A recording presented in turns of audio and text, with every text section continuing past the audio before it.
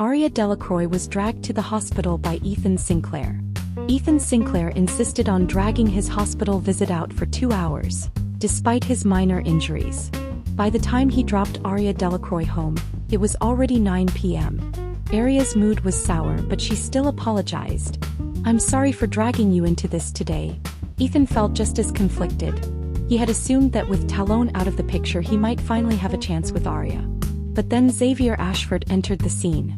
Although Xavier maintained a professional demeanor, Ethan couldn't miss the way Xavier's gaze lingered on Aria.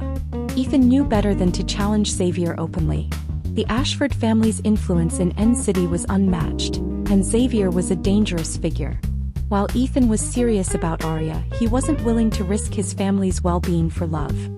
He turned to Aria with a playful smile. "Aria, if we're both still single in a few years, let's consider each other, yeah?" Thanks to Xavier's earlier words, Aria had some inkling of Ethan's feelings. She didn't want to hurt him.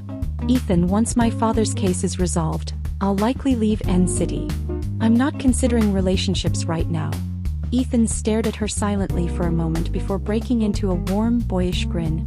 "Relax, I was just kidding. Go inside, it's cold out. And don't worry about your dad. I'll talk to my father again." Aria was relieved he hadn't pressed the issue. She stepped out of the car, but before she could go, Ethan called after her. "Aria." Turning back, she saw him wave from the car. For some reason, her eyes misted over. She watched the car drive away before heading to the entrance of her building.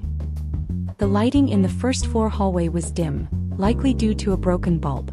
Aria pulled out her phone to use the flashlight, but before she could turn it on, someone grabbed her from behind, clamping a hand tightly over her mouth. She struggled against the grip but was dragged into the stairwell. "Let me go," she mumbled against the hand.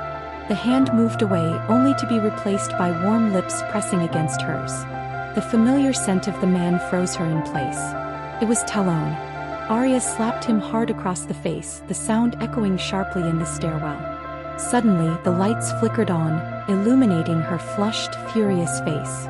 Aria leaned against the wall, panting like a fish out of water. Talon's expression darkened as he glared at her. "Are you that cheap? Willing to let anyone have you?" Aria's eyes stung with tears, but instead of anger she laughed bitterly. "Yes, I'm cheap. Anyone but you, Talon. Does that answer satisfy you?" Talon's face turned even darker. He grabbed her neck, veins bulging on his forehead. "You dare." Aria's voice was hoarse but steady. "Why wouldn't I dare? Talon, after everything you've done to me, what's left for me to fear?" Talon abruptly released her, taking a step back. He looked at her coldly. "Leave N City. I'll buy you a house and your father will be fine." Aria trembled with anger.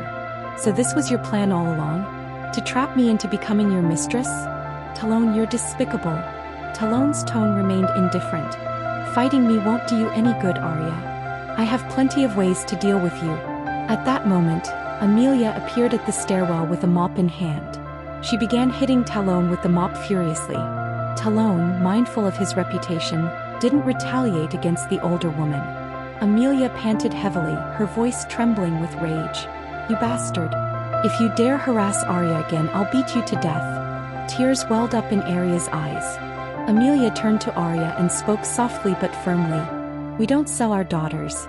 Talon smirked coldly. "Don't sell daughters? What a joke."